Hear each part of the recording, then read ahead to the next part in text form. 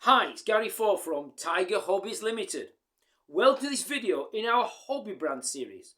And this is about Tamiya Classics or Tamiya Classics. So the first thing we'll cover is how to say the word Tamiya. It is often pronounced slightly different. Some say Tamiya, some say Tamiya. But according to the Japanese pronunciation, the words must have three distinctive syllables. Tamiya or Tamiya. But I say Tamiya, it really doesn't matter what the correct pronunciation is. Because Tamiya stands for the highest quality in plastic kits and RC models. And we've been selling Tamiya for over 15 years. And there are very few, if any, reports of missing or defective sprues. Their QC is well beyond any other plastic kit manufacturer.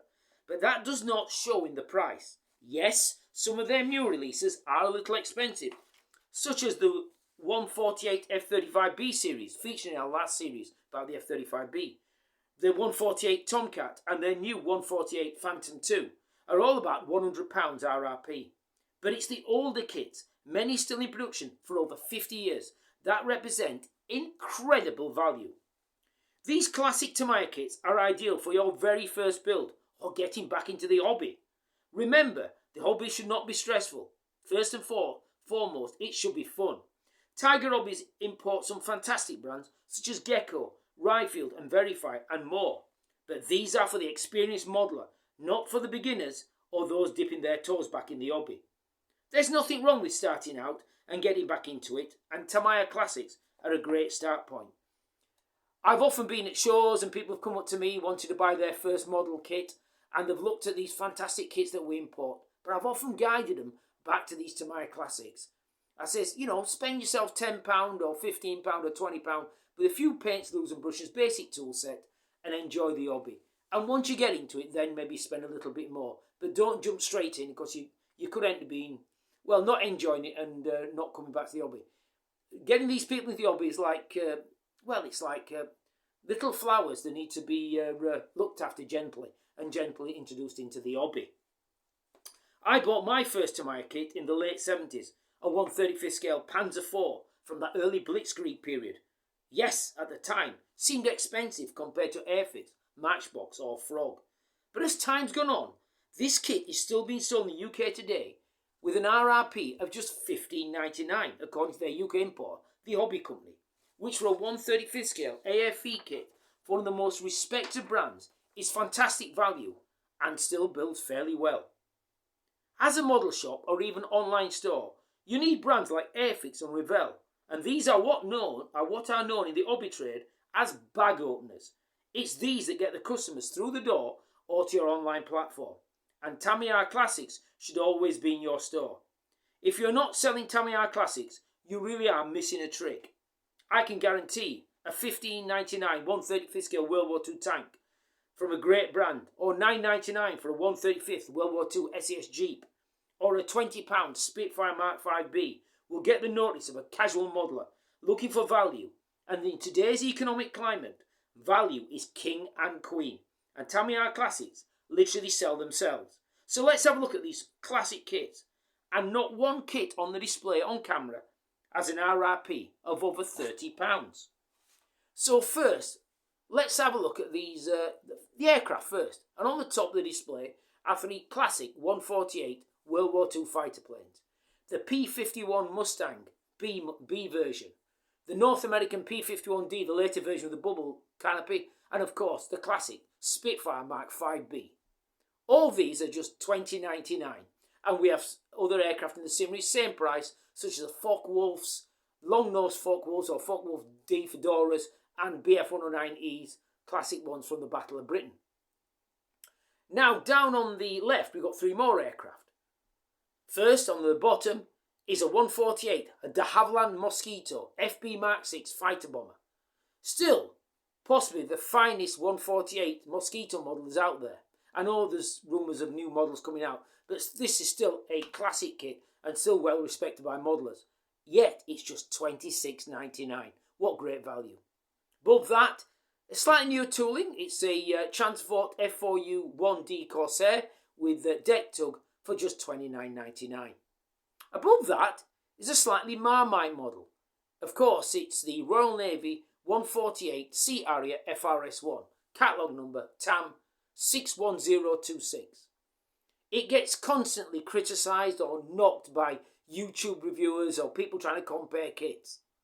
But you can spend £50–60 on a Kinetic Harrier and have a terrible time. You know, I'll leave a link to Peter Oxley's build on that one. He was almost chucking the thing out the window.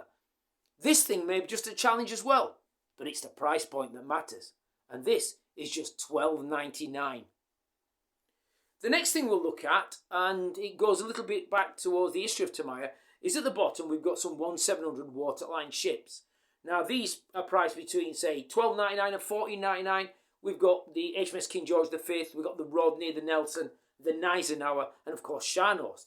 And there are other kits in this range, some not much more than about $24.99. Now this goes back to the very early history of Tamiya as a company, which started in 1946, was basically a lumber merchant, but in the late 40s, early 50s, got into making wooden toys, and these sold very well. But by the late 50s, they'd noticed that these toy sales were dropping off, and suddenly there were imports into Japan of American plastic kits from people like Monogram, perhaps, or Early Revel, and other manufacturers.